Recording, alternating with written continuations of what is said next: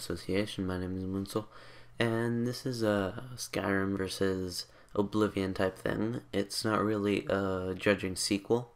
It's not really a comparison. It's not really a versus either. But I will be talking about the problems Skyrim and Oblivion had, and how both of them together actually made pretty good games, if they were combined more.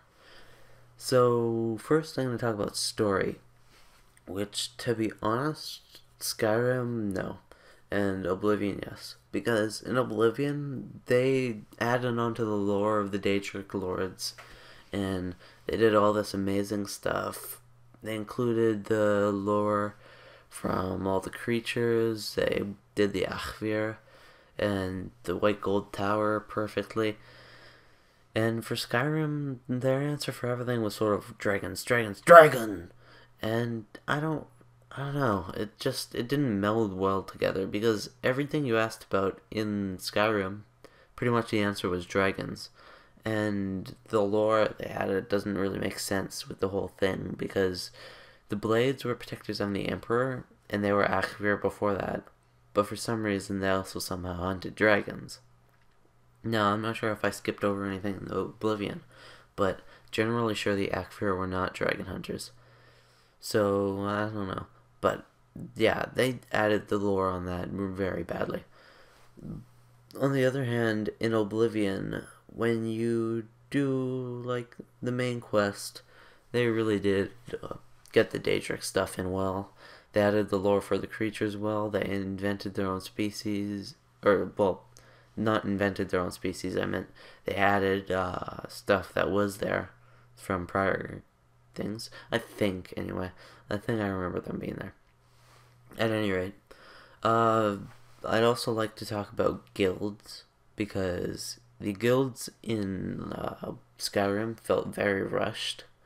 In Oblivion, for example, the Mages Guild had quests for every different Mages Guild in all of Cyrodiil. And, you know, it made you really care for the university when you got into the Arcane University. You know, it made you want to stop this guy who was a threat, which you hadn't even found out about at the time.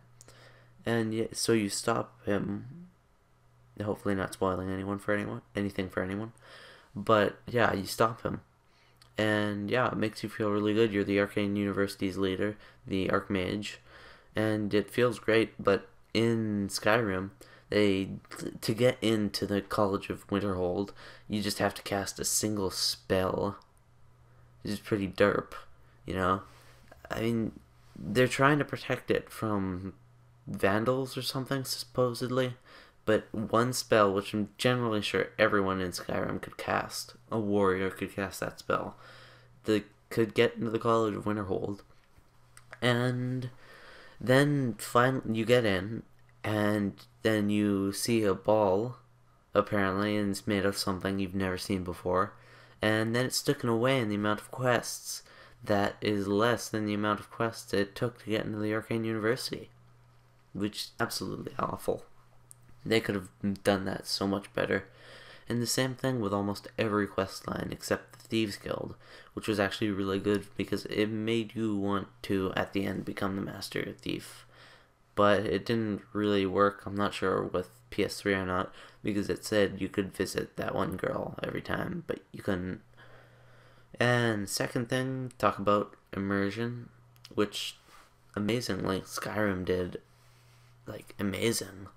It was beautiful. You got to tan your leather, you got to make your own equipment, you got to cook, you got to be married, and in Oblivion, the only thing you got was the ability to repair. You did a stupid repair system. The ability to repair your items, and when you finally got to the Daedric items, you didn't even want to because it was so hard to still make gold. And you just throw away your old Daedric equipment and equip new ones. And the enchantment system and spell system were all off. But still, in Skyrim, you didn't even get one of those, so... And the last thing, well, immersion, I'm done talking about pretty early, but, I mean, come on, it's pretty self-explanatory. Anyway, last one, gameplay. Now, they massively improved it in Skyrim. Pretty revolutionary thing they did was they allowed you to wield things in both hands, as in, like, both hands were equipable things.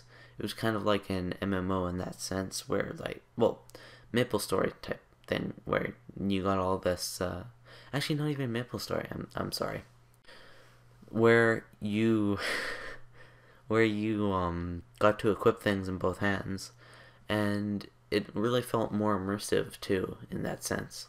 And they added so many things onto the spells, they added things onto the combat with the arrows, and they added crossbows, which is beautiful to the Elder Scrolls system. All in all, great gameplay, great combat. But as a final outro thing, I'd like to state that story is most important in all RPGs, and gameplay and immersion should have never been put in front of the story. I thought they gave up a lot of story for the immersion, for the combat, and for a lot else, you know. So, thank you for watching. I might make this into a series or not, I don't know. But, yeah. Like and subscribe if you enjoyed the content on my channel, and ciao, association.